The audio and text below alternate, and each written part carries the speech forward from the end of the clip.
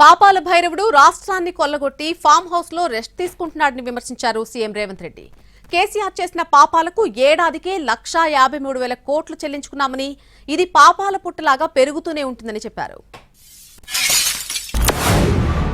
ఒక సంవత్సరమే చంద్రశేఖరరావు చేసిన పాపాలకు నేను కట్టిన పాయమాల్ 1,53,000 కోట్లు.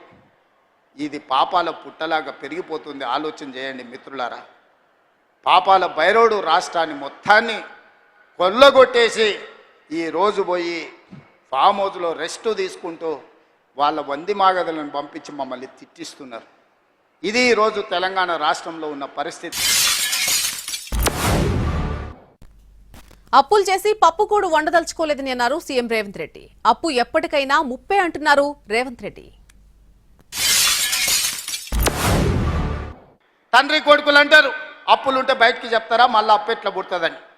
నేను మళ్ళీ అప్పులు చేయదలుచుకోలే, పప్పుకూడు వండదలుచుకోలే. అప్పు చేసిన పప్పుకూడు ఎప్పటికైనా మనకు ముప్పే అని, అప్పు మనకు ముప్పు అని నేను స్పష్టంగా నిర్ణయించుకున్నా.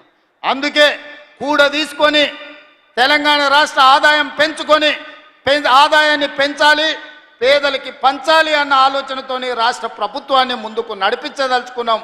అందుకే మీరందరూ సహకరించండి, మీరందరూ అండగా నిలబడండి. 10 ఏళ్ల పాటు ఏలినోళ్లు 10 నెలలకే తమను దిగిపో అంటున్నారని మండిపడ్డారు సీఎం రేవంత్ రెడ్డి. కుర్చీ పోయింది, దోచుకునే అవకాశం లేదు అన్న బాధలో కేసీఆర్ కుటుంబం ఉందని విమర్శించారు. 10 ఏళ్ళు ఏలినోళ్ళు 10 నెలలకే మమ్మల్ని దిగిపోమంటారు. 5 ఏళ్ల కోసం కదా కుర్చీ ఇచ్చింది మీరు. ఇవాళ ప్రభుత్వ ఉద్యోగం ఇస్తే 35 ఏళ్ళు ఉద్యోగం ఉంటుంది అంటారు. 2 ఏళ్ళకే తీసేస్తే పోతుందా? చంద్రశేఖరరావు డెఫినెట్గా దుఃఖం ఉంటుంది, వాళ్ళ కుటుంబానికి బాధ ఉంటుంది. ఎందుకంటే ఆ కుర్చీలో ఉంటే వాళ్ళు మళ్ళా దోసుకోవడానికి అవకాశం ఉండే అని వాళ్ళు ఆలోచన చేస్తున్నారు.